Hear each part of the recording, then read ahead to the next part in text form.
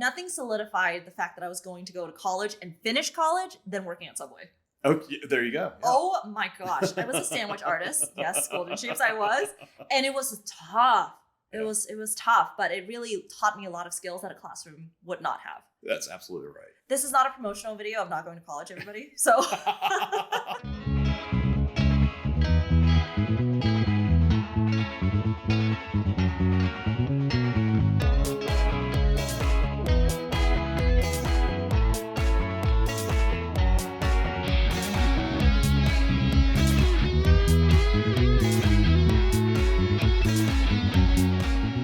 welcome to an episode on the Golden Sheep Podcast.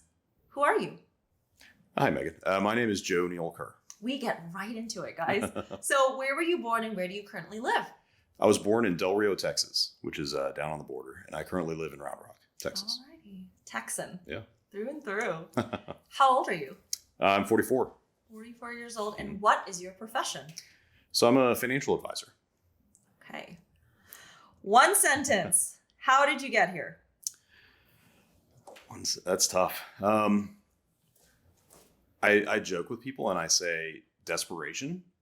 Love it. Let's get into it. Yeah. Why desperation? So I got laid off in 2008. I actually, I used to work for a home builder. So I was a superintendent for a home builder and got laid off with real estate crash and was unemployed for like 6 months and there's nothing on the horizon. Mm-hmm. So I was getting desperate. You know, it's fortunately at the time, it was just me. I was single. I, could live off of ramen. Didn't bother me, but things were starting to get pretty tight and I had to figure out, what's the next step going to be. Mm-hmm. And so I was fortunate that I have a brother-in-law who's in a related industry and he got me, he kind of got my foot in the door with, as far as holding my hand through, here's what you do to get licensed and here's how you might enjoy doing this. Here's what I do to help people. And once I kind of saw him in action, it really kind of opened my eyes to, my initial thought was, man, everybody I meet in the financial industry is so salesy. And I had a sales job in college. I worked at Best Buy. I hated it. Oh my God. It was miserable. It was in a college town too. So the turnover was crazy. So in hindsight, I kind of do feel for the managers, but they weren't great to us. Mm-hmm. Yeah. They knew we were going to be gone in a couple months, right? Yeah. What do they care? But it was not great. And that really flavored my attitude towards anything sales related. Mm-hmm. And so that was largely my perspective of what this job would be. Mm-hmm. And once I saw my brother-in-law kind of working his job, I realized it was more consultative in nature. Mm-hmm. And so you're really exploring with people what their issues are, and then trying to solve the financial piece. Mm-hmm. And making sure that it folds into the rest of their life. What did you major in college? It's a political science major, which is totally unrelated. Yeah. So even backing up further than that, what did you want to be as a kid? Say 5 years old. What did you want to be when you grew up? At 5 years old, so at 5, I wanted to be a rancher. That's what my dad is. A rancher. Yeah, I grew up on a ranch. And rancher, political science major, did real estate stuff for a bit. Now owning your own company to help people manage their money. Yeah. It's a windy road, yeah. The essence of life. Okay, let's dive into it. Of course, you said desperation, and of course, the layoff led you to doing what you're doing now. In each moment where life shifted, walk us through those vulnerable conversations you had with yourself that we don't really talk about. Sure. So, like growing up in a ranching family, I was the only boy too. And so I really felt it was going to be on me to help, continue on that line of work. Mm-hmm. And through a series of other events, well, I mean, honestly, I don't know that my dad really pushed me towards that because it's a really hard way to make a living. Mm-hmm. You just don't make a lot of money. Yellowstone aside, it's a great show, but that's definitely not the majority experience. Mm. It's a really tough way to make a living. It really is. And so, but growing up, I wanted to be like my dad. Right. Mm. And so I really had attached to that idea of being a rancher. And, but I also was really interested in other things. So, and I didn't mention this before, but my first major in college was aerospace engineering. Aerospace engineering. Yeah. So rancher, I wanted to design airplanes or spaceships. That's what I wanted to do. Aerospace. Yeah. And then poli-sci. Yeah. So I got all the way into I got like the first 2 years of the engineering curriculum is all weed out classes. And so it's going to suck. You know, it's not great, right? Yeah. It's just math, physics, and you're in there with 300 other people. And it's just, you know, it's really kind of tough work. But I got through it. I didn't do great, but I got through it. And I got into upper level, which is when all my upperclassmen buddies said, you know, once you get into upper level, you get more into your, you know, specific course of study and it'll be more interesting. I didn't like it. I got into my upper level stuff and it's not because of the coursework. It's because I'm not an engineer. Right. You know, I enjoy math. I enjoy science. I enjoy the interplay of how those things work together. But I'm just not an engineer. Right. And I don't know how to phrase that differently. It just, you know, I got into upper level and really couldn't just see myself doing that forever. And so had to take a serious look at things and say, okay, where do I go from here? You know, do I continue on with college? You know, by that point I'd already sunk in a lot. Wow. So you even thought about not finishing school. I thought about it. I wondered, okay, well, you know, if this isn't the path, then what does a degree get me? Wow. And so I had to do some soul searching and had to, you know, have talks with friends and family, and figured out that, yeah, look, a college degree is going to help you, you know, especially if you don't know exactly what you're going to do and you've already put in a lot of the work, you know, should certainly go ahead and finish. And sure enough, having that degree is what got me my first job out of school, which was home building, which I had zero experience in. Right. And I switched to political science, by the way, just because when I made up my mind that I didn't want to continue in engineering, I took a semester outside of all the math and sciences and took a bunch of humanities courses and things like that I hadn't really had much exposure to. And ended up it was between political science and philosophy, and political science seemed more practical, more applicable. And I thought about law maybe, but honestly, by the time I graduated, I was done. I was done with school. Yeah. I'm not going back. I'm going to go get a job. So, yeah. Yeah. And a lot of people, especially people going through undergrad right now, or just even wanting a career shift, whether it be in their 30s or even later in life, a lot of people would look at you to say, wow, he speaks so well. He has everything. But you're laughing. Yeah, I'm laughing. That's how I thought of you, actually, Joe. Okay. When I first met you, I said, this guy probably works for ESPN. He speaks very clearly and well. He's charming. He doesn't have a hair out of place. And for those listening to just the Spotify episode, his clothes are always pressed. That's important. Thanks. And also, you have a whole story. So it's for someone who doesn't get a chance to dive into it with you, you look like somebody who has always figured it out. Yeah, thanks. I'm glad that's the way it looks. It's definitely not a reality in my head. Right. And so for an undergraduate student who is in a similar position that you were in, what do you have to say to this person, whether it be an undergraduate student or someone who's in their 40s wanting a career transition? I think anytime you're at the beginning of something, you know, the challenge is you possess the least amount of knowledge at that point on that path that you'll ever have. Right. And so it's important to go out and ask people for help. You know, I would ask people that are close to you that, you know, you feel you can trust and would give you some good direction on things, whether that's your parents or anybody in your community, friends, you know, anybody that you're close to that you feel like, you know, knows you well enough. I mean, they don't have to be your soulmate, your best buddy, but it might just be somebody you look up to within the community. Right. They might do something completely outside of any of your, you know, ideas of interest. But if what they're doing is successful, they probably went through a similar decision somewhere along the way. They had to decide for themselves to do something that they really liked doing to get to where they're at. So and those experiences translate, I think, across professions, across industries to a large extent. So it's really important to go out and find, you know, external sources of support, you know, and build those relationships too. And every experience you have builds on one another. Absolutely. The awful job at Best Buy, I'm sure it taught you one or two skills, or if not more, in what to do now. It did, and it taught me a lot what not to do. That too. Yeah, exactly. You get a lot of insight into Yeah, I'm not gonna do that. There were so many quotas and things that you had to hit, so you just felt all this pressure, to try and. I was in the worst department too. I was in appliances. I was just gonna say, what did you? It was the worst department at Best Buy to be in. So where the refrigerators are It was at. refrigerators and washing machines, and I was like this 22-year-old college kid trying to sell families it was completely not even misfit. TVs. No, not the cool stuff at all. It was miserable. And but I mean, I did it for 3 months one summer and learned that I'm not going to be in retail sales. That's not me. And as you said, sometimes it's learning about skills, but also learning about what you don't want to do in your future. Absolutely. As well. Nothing solidified the fact that I was going to go to college and finish college than working at Subway. Oh, there you go. Yeah. Oh my gosh. I was a sandwich artist. Yes, Golden Shapes I was. And it was tough. It was tough, but it really taught me a lot of skills that a classroom would not have. That's absolutely right. This is not a promotional video of not going to college, everybody. So yeah, college could still be a really good deal. And that's one thing that I talk to clients about a lot. Right. And part of the conversation too is trying to judge whether, college is getting very expensive.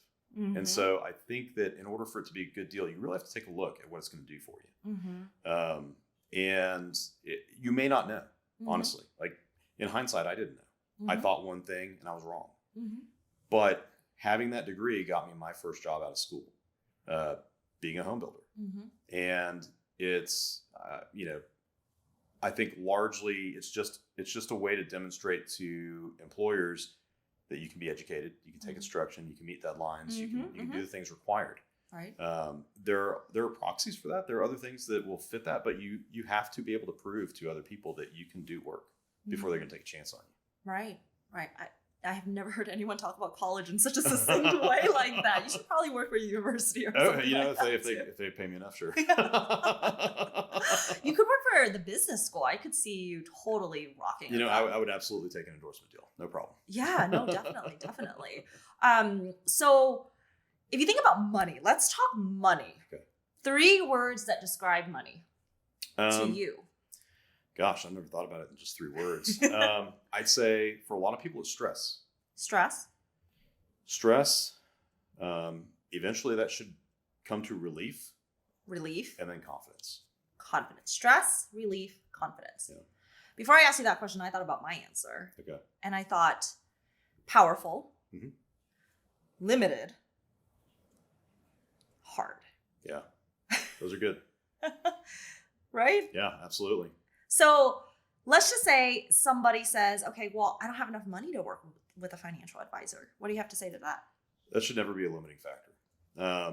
Any good financial advisor should talk to you no matter what your background. Mm-hmm. It's you'll run into some folks that have minimums and things like that. Mm-hmm. I have a severe dislike for that approach to the business. But they're out there, right? Of course. So, anybody that has a minimum, they're really not a fit for you anyway, right? They're going to have a different process, different attitude. That there are different motivating factors for having minimums, and I don't want to get negative, but I don't like them, right? I'll just go on record as saying that I don't like people working with minimums. Right. So you can find advisors out there that don't have minimums. Largely a part of a financial advisor is to build a client base that's going to be with them for the rest of their career. Mm-hmm. And so I've got clients that started with negative net worth, minimal income. I work with a lot of business owners. Oh yeah, the struggle. The struggle is so. Exactly. So real. It's really hard to pay yourself, and in the early years, or even sometimes in the medium years, in growth years, right? It gets really, really hard to pay yourself and invest outside of your business. Mm-hmm. And so when you look at those metrics, and that's not to say I only work with business owners. Right. I've worked with a lot of kids early on in life. I say kids. I'm 44. Which now that I say that out loud is not a kid age, but I guess I still feel like a kid. I don't know. Yeah, we can be 21 forever. It's okay. I would take that deal. Yeah. Yeah. Some people will tell you I already did. Yeah. So, regardless of where you are, I think the important thing is you're going to have to look a little bit. It's just like finding anything else that's worthwhile. If you go look for a car, you're going to spend time looking for the right car. Right. You're going to spend time looking for the right house. Same thing with financial advisors. Same thing with any other relationship. You have to spend a little bit of time looking. There are lots of good resources online. There are lots of good resources by asking around, ask your friends, ask your parents, ask other people, and see who they might recommend or introduce you to. But there are some really good resources to find folks out there that do not have minimums. They do not work in that capacity. They're happy to help you out. They're happy to grow their business by including folks that don't necessarily have a lot of money starting out. And if you never get the help off the at the front end, there's so many easy mistakes to make that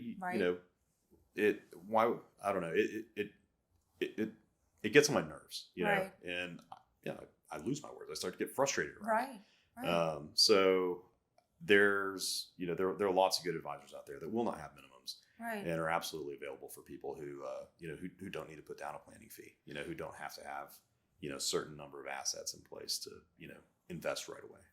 A lot of topics about money, managing it, investing it, saving it, whatever it may be, people are overwhelmed because I believe it's lack of information, correct, sound information. Because if you Google it, it's just so overwhelming. There's stocks, there's investments, there's Roth IRA, there's just leaving it in a high yield savings account, all of the things.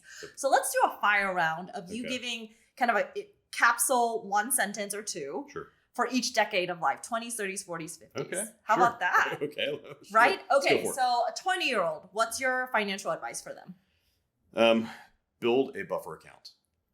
What is a buffer account? A buffer account is just cash that you're putting away. Okay. So you can handle the changes that are coming. Okay. Because I think that most people go through a significant amount of change in those early years. You're finding your place in the professional community. You're changing jobs. You're trying to figure out if you can buy a house someday. Having a stockpile of cash is going to help you out with that. It'll also help you when things happen that did not go to plan. Buffer account. Yeah. I got laid off. Yeah. And that wasn't part of the game plan. That was not part of the plan. Yeah, exactly. I didn't, at that point in my life, I honestly hadn't even planned out where I was going to go. I didn't know if I'd stay in home building. I'd only been doing it for, like 3 years or so at that point. Wow. But I liked it. It was a good job. And, like I said, fortunately, it was just me. My bills were low. I had this crazy low rent. I feel guilty even saying it now. Because you were living in Austin. I was living in Austin. Yeah. And it was stupid low. It was me and my best friend were subletting a house from his stepmom. And it was this, there was nothing on paper. I don't even know if we were really supposed to be there. But we were paying somebody some money and it wasn't much. And but I was in a very fortunate situation once I got laid. Like that, I got laid off after, I had reduced my bills down to almost zero. So that was lucky. That was a stroke of luck. Okay. So 20s, buffer account, have one. 30s. 30s. Yeah, sure.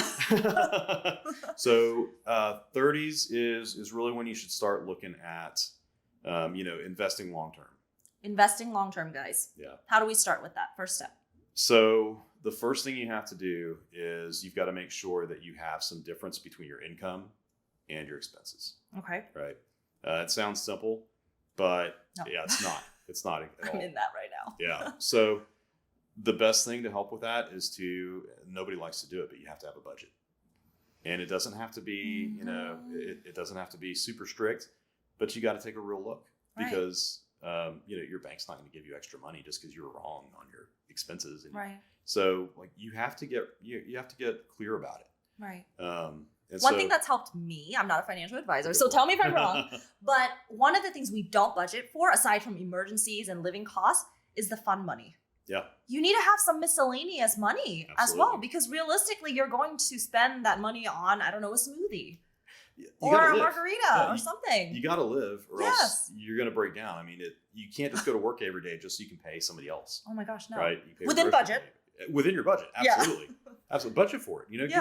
And, give yourself $100 a month. Just start with something. I love that. $100 work within the budget. What about the 40s?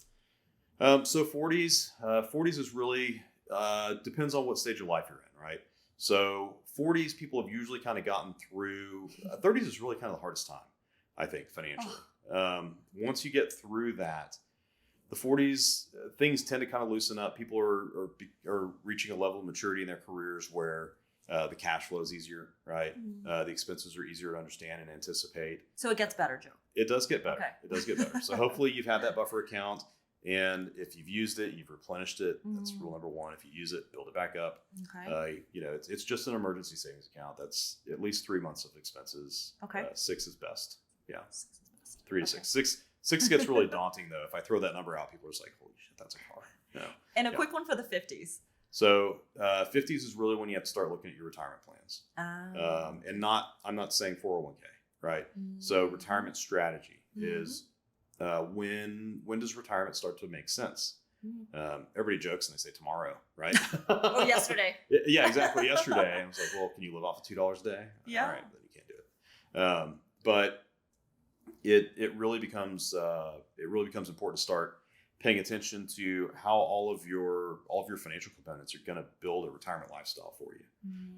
And that gets hard to do because most people haven't really thought that much about what their retirement lifestyle is going to be. I like that term. Not just retirement, because retirement is very ambiguous. Sure. Retirement lifestyle, which means not just the house you live in, the trips you're going to take, but how you live, groceries, all the things. Exactly. What do you do every day? It's right. And retirement is largely getting redefined. Mm-hmm. It doesn't necessarily mean stopping work, right? You hit 65, you get the gold watch, you play golf and go to the beach, Gold right? watch. I've never seen a gold watch from a company ever, but it's the saying, right? It's that's probably a 100-year-old idea. I don't even know. But most people don't even want to stop working to a full extent. So if you think about it, when you're in your 60s, you probably have, you've got a ton of experience in what you've been doing, right? And you're probably at your most marketable position to go out and just write your own deal, right? Decide what you want to do. Right. And so, but you don't have to attach that to compensation, right? And so people, by and large, want to still be professionally engaged in some sense, but they don't have to worry about that paying their bills. My parents are in that boat right now. They're entering their 60s almost, like at the 59 range right now. Yeah. And that's exactly it. They're not tied by we need to pay the bills anymore. They have that luxury to pick. And also they don't want to stop working. Right. But they want to do something fulfilling for them. Absolutely. That will also generate some type of income. Yeah, absolutely. For the lifestyle. Yeah, exactly. Supports the lifestyle, and it just brings options to the table, right? Because you're bringing in some resources to your household. Some years you may have, you might want to take the big trip, right? You might want to help out your grandkids with college. You might want to do this or that, right? There are lots of different things that will come up that are priorities that you haven't even really, had time or life experience to anticipate. Right. Right. And so that's part of putting together a good retirement strategy. Right. Life is not always about money because we know money doesn't buy happiness, truly, but it's sure as hell powerful. Definitely. It's a powerful resource. Yeah. And now it's time for questions from the people. Are you ready, Neal? I am ready. All righty. Okay. Simon from Austin, Texas wants to know what the biggest financial mistake is, or one of them, because I know there's so many. There are so many. I think the biggest one that's probably the easiest one to identify is, and this is the most common thing I see across all age groups, is not addressing anything financial. Ooh. Right. The worst thing you can do is not do anything at all. Exactly.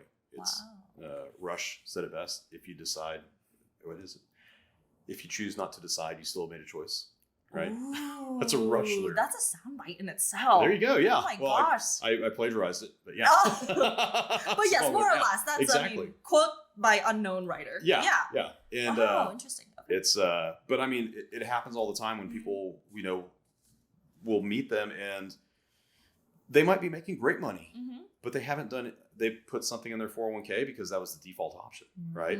And then everything else has gone towards either, the house, which is great because they're enjoying that, or other lifestyle items, or maybe it's just sitting in a savings account and they just didn't really know what to do with it, right? None of those things are bad in and of themselves, but they're unintentional, right? And so, the further along you get without intentionally addressing your finances, that's really what creates problems.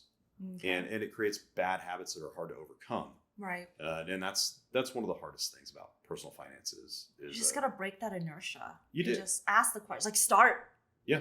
Yeah. Just start. And there shouldn't be a cost to starting. I mean, you can take a look at your own finances and say, okay, I need to start putting money away in a savings account for a buffer, right? Just give myself a buffer. Yeah. Buffer, yeah. Okay, Sarah from Boston, Massachusetts wants to know, what's your investment philosophy? Sure. So my investment philosophy is really start with the end in mind. So if you're going to start investing, if you're going to dedicate some assets towards something, it needs to be attached to a goal. Okay. You can invest in things just to grow the value, and that's okay. But you can also run into pitfalls of tying yourself into an illiquid investment, and then you get down the road and you say, okay, well, now how do I cash it out? Right. You can get that way in a lot of different ways. A lot of investing in businesses, real estate, things like that. You can get your money tied up without intending to. It can grow and grow and grow and be really great. And those are great tools for things, but they need to be for a specific goal. And so the investment philosophy is really, start with the end in mind, and tailor your investments to meet that goal. I think that's what really makes you stand out amongst other financial advisors is you really, as you said before to me, I asked the question of what do you want your money to do for you? Yeah. And in that you have a framework in helping people get there, because otherwise it's just throwing spaghetti to a wall and seeing what sticks. Exactly. And it's with your money. Yeah, with your money. And odds are even though it doesn't feel this way all the time, like we live in a very, very positive investment environment in the US, right? Yeah. Markets go up a lot more than they go down. Right. And so it's easy to get that reward system going without placing any intentionality behind what you're doing. Right. Because your accounts will grow. Yeah, your accounts will grow. But then you get to the end of the day and you're looking to access money and it gets hard to decide how to do it. You don't have any kind of hierarchy about, which accounts do I access? Like which investments do I liquidate to pay for my retirement lifestyle? Like how do you do that stuff? And then there are lots of other concerns that come into play, like tax and all kinds of stuff too that you have to pay attention to. We also had a silly question. Okay, sure. I forgot who the name of the person was, but they asked, as a financial advisor, how many credit cards do you have? I thought that was a bonus. That's a good question. That's a good question. Throw it in there. No, it's good. So I have one credit card for my business and I have one credit card for personal. Less is more. Less is more. Absolutely. And I run into folks that have, they've got a Home Depot card, they got a Saks card, they got the Best Buy card. They got all, a card for every different store they go to because they all offer individual perks. It gets really tedious to manage that. And it's, I think there's some psychological reasons why it's easy to do that. Yeah. Right. You get rewarded for spending money at that store and you're going to spend money there anyway. Yeah. Plus that's a smaller balance that you get to look at, right? You're not looking at the overall balance. So you're not feeling the overall weight of your consumer decisions that way. It's the instant gratification. Absolutely.